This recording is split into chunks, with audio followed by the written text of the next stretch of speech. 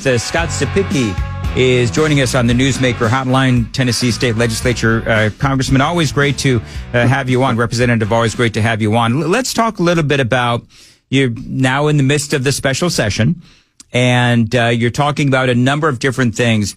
Right now, I do want to focus on the shooting at Antioch High School. I've been talking about this the last several days, and it is my belief that Adrian Battle, the director of Metro Nashville Public Schools, one way or another needs to be removed. And if the school board isn't going to do it, I am wondering if the governor can do that. That's number one.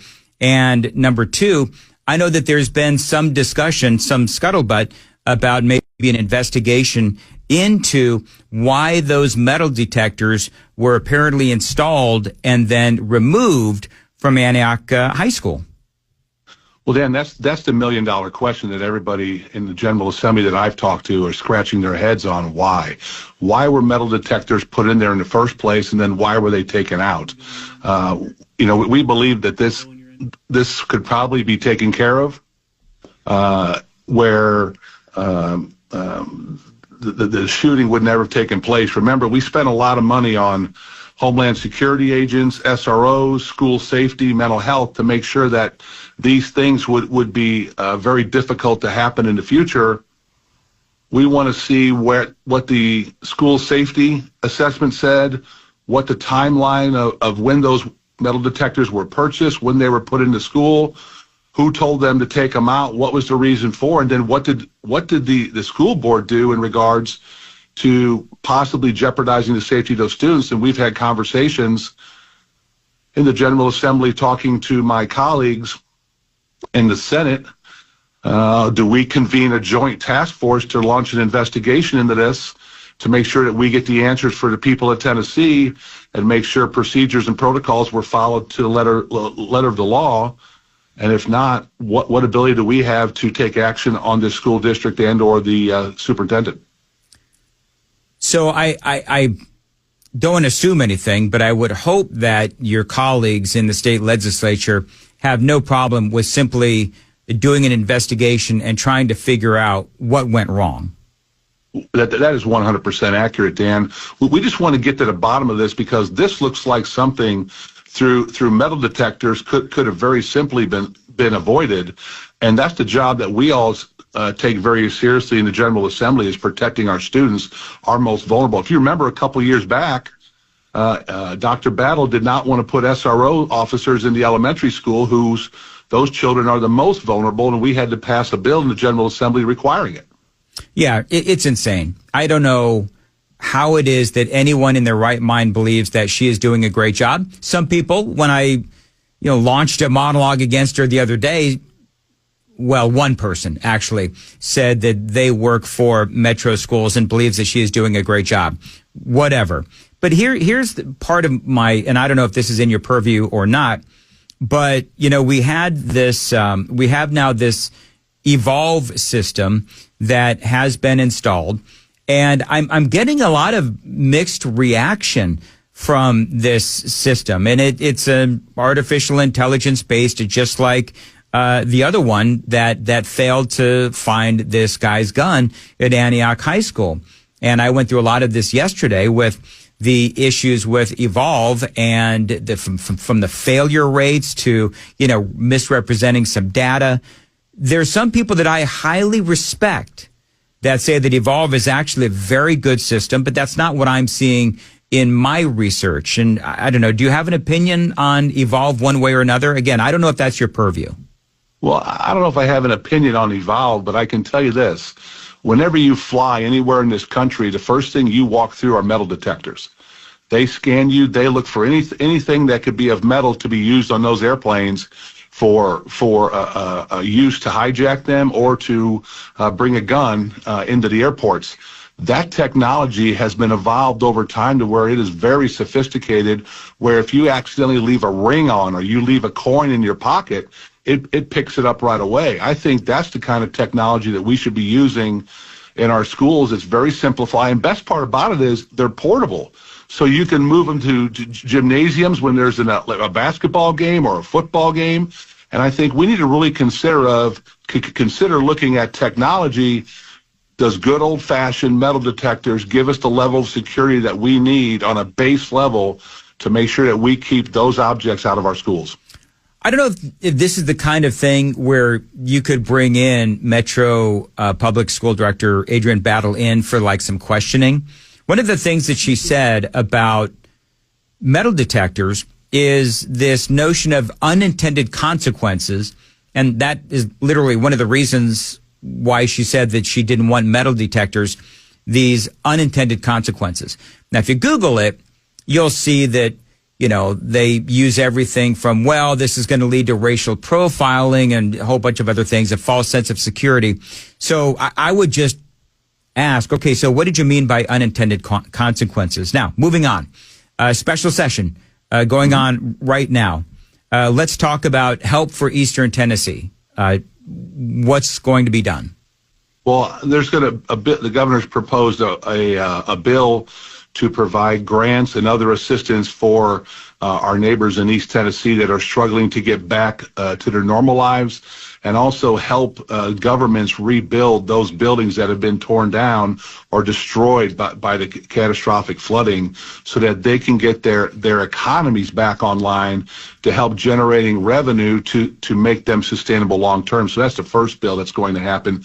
I don't anticipate any type of issues with that bill passing. And then the other one is the immigration bill that is going to sync up with the federal enforcement from Tom Homan and President Trump to make sure that we are in sync from federal, state, and local level when it comes to illegal immigration and deporting those who are here illegally. Also providing a different avenue and nuances for driver's license to identify those who are U.S. citizens and those who are not.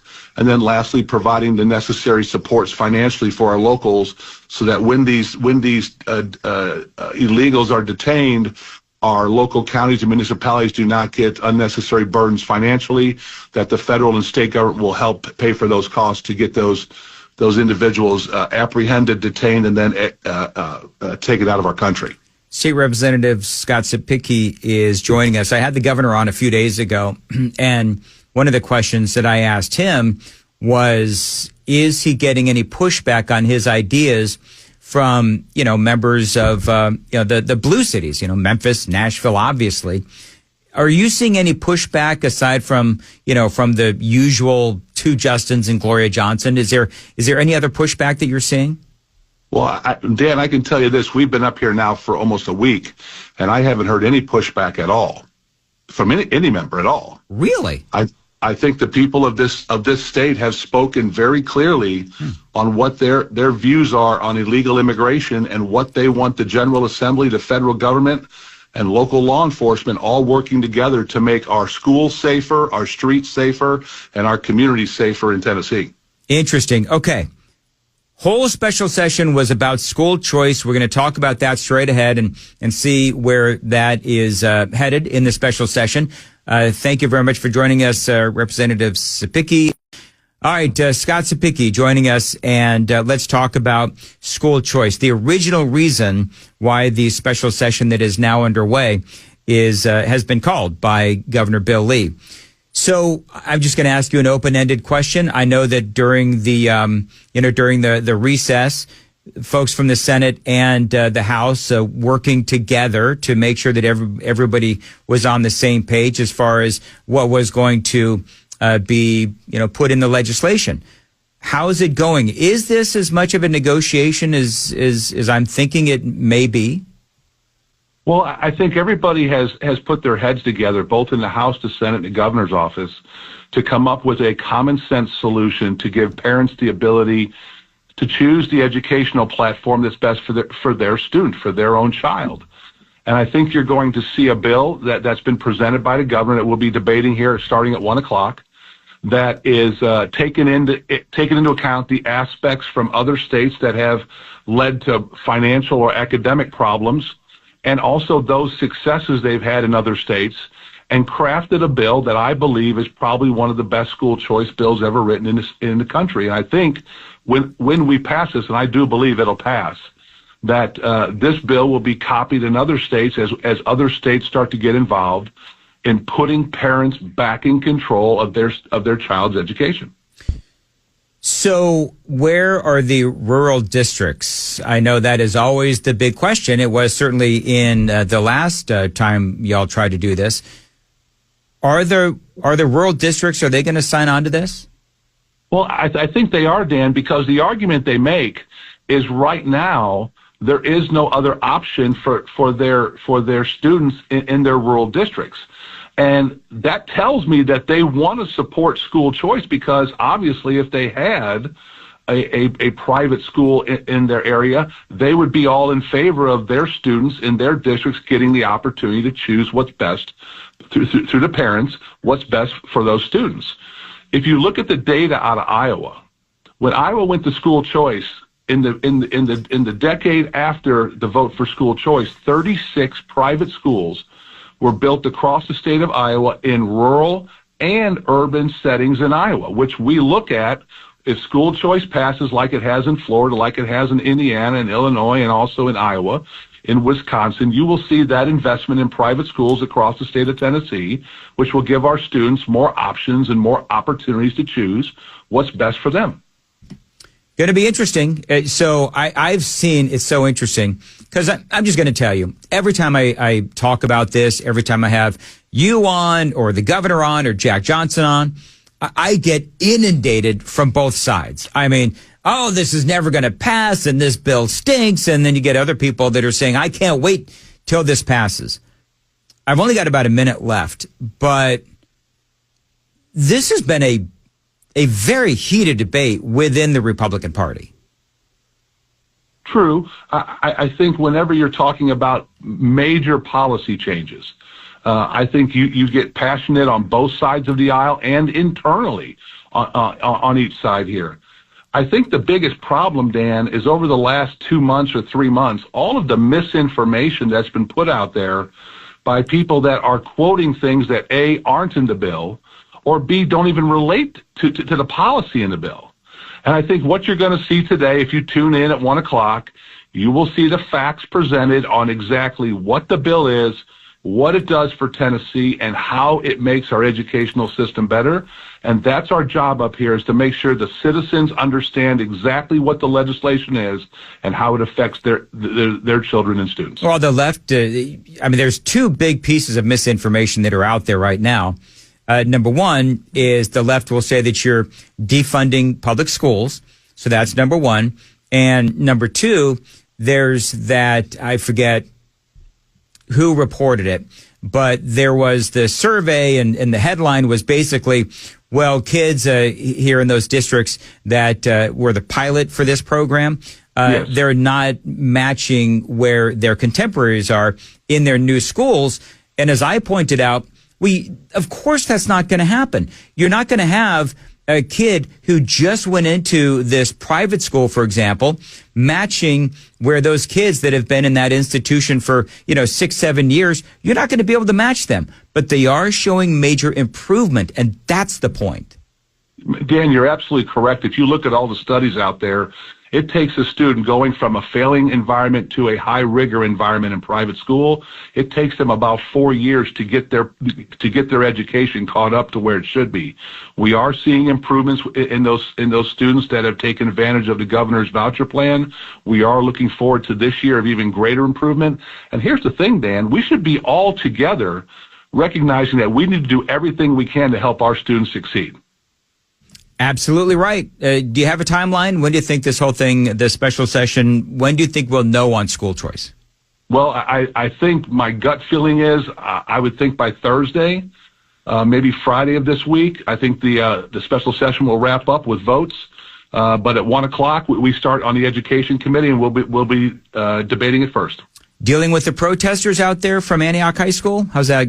Is that difficult to conduct business with all that going on? No, not at all. They have a right to come up here and voice their opinion. That's the First Amendment. We want to make sure that we get to the bottom of exactly what happened at Antioch and see if there were things that maybe contributed to this happening through the school district. Absolutely. Well, as always, thank you very much, Representative Scott Cepicky, for joining us on Super Talk 99.7 WTN. Always great to hear from him. And right now, my focus on the special session is really all those three things. You got illegal immigration, the help for Eastern Tennessee, and school choice.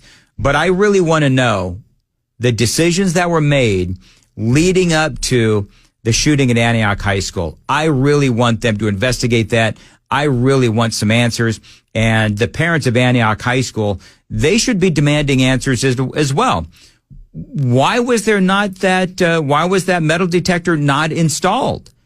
And if Adrian Battle, the same Adrian Battle that I was screaming about a couple of years ago for not wanting SROs in the elementary school, why were they installed and then taken out?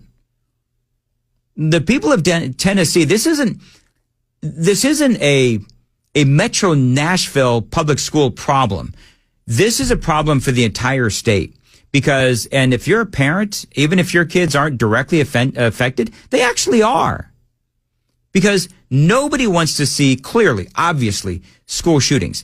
And if we have somebody in a very important position in charge of the district making such bass-ackwards decisions, then she needs to be fired.